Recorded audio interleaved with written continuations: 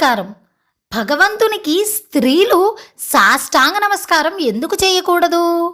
ఎందుకంటే సాష్టాంగ నమస్కారం చేసినప్పుడు స్త్రీల యొక్క ఉదరము అంటే పొట్ట నేలకు తగులుతుంది కనుక ఆ స్థానంలో స్త్రీలకు గర్భకోశం ఉంటుంది.